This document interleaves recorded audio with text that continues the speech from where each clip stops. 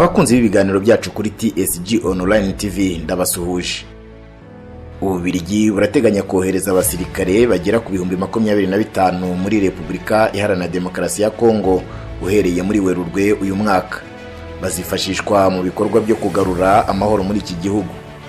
Ni nyuma y'igihe gito guverinoma ya Repubulika Iharanira Demokarasi ya Kongo ibisabye ububiligi mu kwakira mu mwaka wa 2021 mu rwego rwo gushyigikira ibikorwa by'umutekano ahitwa Kindu no mu burasirazuba bw'igihugu cyane cyane mu murwa mukuru wa Kinshasa. Inkuru ya Politico.cd ivuga ko icyicaro cya mbere kizoherezwa muri Werurwe mu gihe icya kabiri kizoherezwa muri Nzeri uyu mwaka. Iyi nkuru ikomeza ivuga ko Repubulika Iharanira Demokarasi ya Kongo yasabye abahanga mu bya gisirikare abashobora gutanga serivisi z'ubuvuzi bwihuse, dore ko urwego rw'ubuzima rw'iki gihugu rwashegeshwe kubera icyorezo cya Ebola n'imitwe yitwaje intwaro yigaruriye uduce dutandukanye. Abandi n'abafite tekiniki zo gutahura no gutegura ibisasu. Ububiligi bwatangaje ko umutekano w'akarere ari ikintu cy'ingenzi cyane haba mu banyekongo no kuri bo ubwabo muri rusange, kandi ko iyo ubaye muke bigira ingaruka ku bukungu.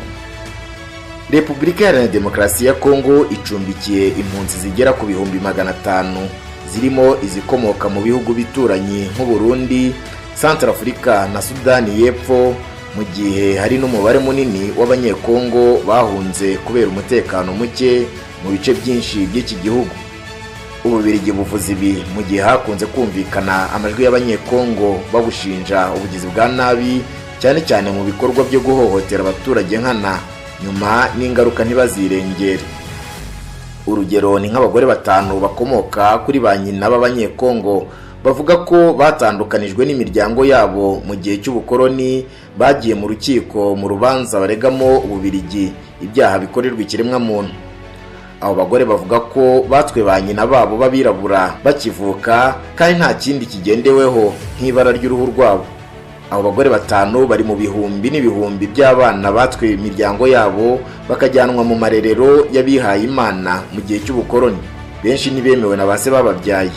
Abo bajyanye ikirego cyabo mu rukiko ntibajyanywe mu Bubiligi mu gihe iki gihugu cya Repubulika Iharanira Demokarasi ya Kongo cyabonaga ubwigenge mu mwaka wa 1960. Leta y'Ububiligi ntigeze yemera ko ibyo ngibyo bifatwa nk'icyaha cyakorewe ikiremwa muntu, kandi ikavuga ko iki ngiki atari cyo gihe cyo kugikurikirana kuko bavuga ko gishobora kuba cyarashaje. Mu gihe cy'ubukoloni bwakozwe n'Ububiligi mu mwaka wa 1908 kugeza mu mwaka wa 1960 muri Kongo, mu Rwanda no mu Burundi, abana babarirwa mu bihumbi bavutse ku bagabo b'abazungu n'abagore b'abiraburakazi batandukanijwe na ba nyina babo ku ngufu, bajyanwa kurererwa mu bigo by'abihaye Imana. Mu Rwanda benshi bajyanywe mu kigo cya Risave mu majyepfo y'u Rwanda cyari cyaragenewe abana b'imvange z'amaraso y'abazungu n'abirabura. Ibigo nk'ibi ariko byari no muri Kongo. Abana bagera ku 20,000 bagizweho ingaruka zo gutandukanywa na ba nyina babo. Ababyeyi b'Ababiligi nibo bajyanaga abana babo mu bigo by'imfubyi kandi bari bafite ubushobozi bwose bwo kubarera. Benshi mu bagore b'Abanyarwandakazi, Abarundikazi n'Abanyekongomanikazi bambuwe abana babo ku mezi make bakibabyara, ntibongeye no kubabona ukundi.